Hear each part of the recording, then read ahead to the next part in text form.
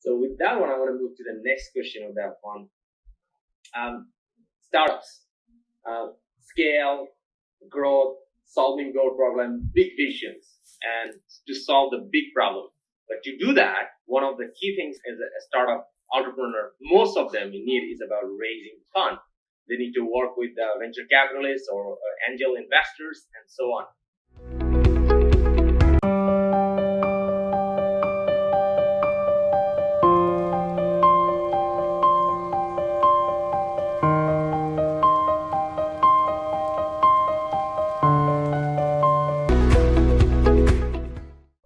So on that one, I think there's a lot of entrepreneurs will be valuable from this answer. This is what would be a top 7 key raise capital for an entrepreneur startups?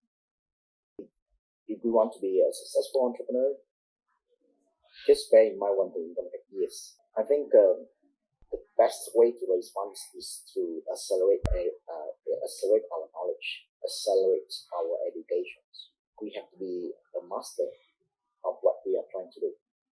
We have to identify back to just fundamental. Before we go and raise funds from the venture capitalists or seed investors or whoever angel that you think they can invest on, as an entrepreneur, as a startup entrepreneur, we need to think big and solve big problems. Don't solve small problems. If you solve small problem, meaning that small market size, small scale, no one's going to really go invest because the investor always think of, okay, how am I going to get 10x, 100? If the problem is too small, no one's going to invest in us. Unless you go out and open a coffee shop. That's another story. So scalability. The second point is, what is our sustainable competitive advantage? It's very important. We may have some competitive advantage, but may not be sustainable. It's a failure too.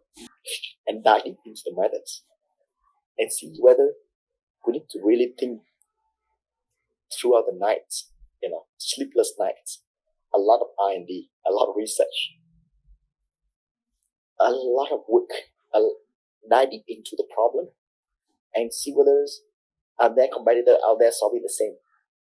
Fine. It's totally fine if we solve the same problem. No problem at all.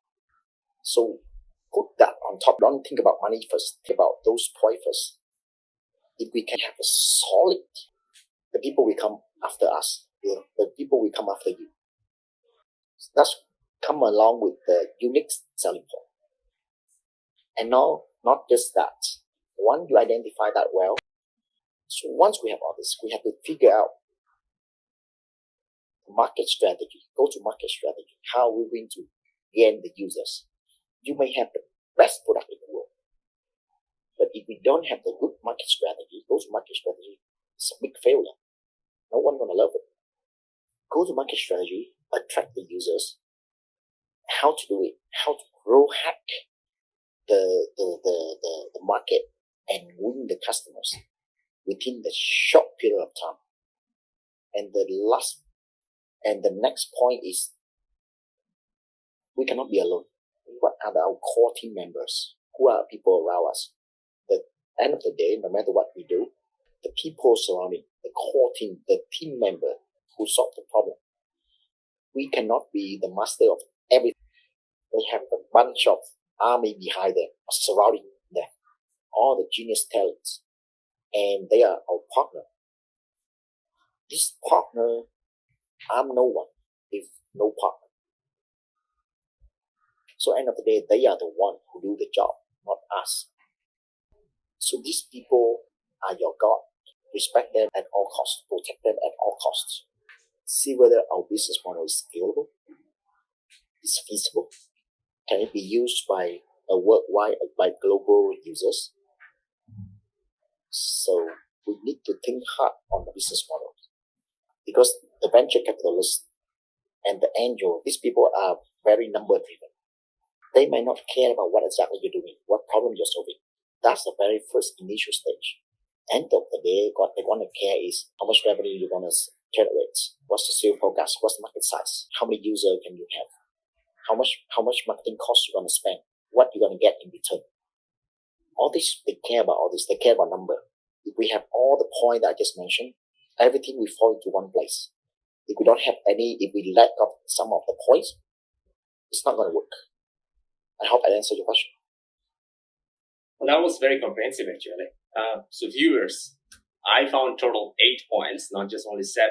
There's a one bonus, actually. Ronald gave it to you guys, actually. So I want to summarize for you to understand. If you are looking to build a fund for your future cap or present startup, so Ronald's point is, it's not about what you do in front of the venture capitalists. So what do you do? What kind of presentation deck you create over there? It's actually start from the day one. You already decided to open your own startups. And Ronald's way is build a right startup. So you don't need to chase the investors, but they will look for you because you have such kind of model. And a very quick conversion, you could actually buy them over too. And here are the 8 points. Number 1, ready to play a long-term game.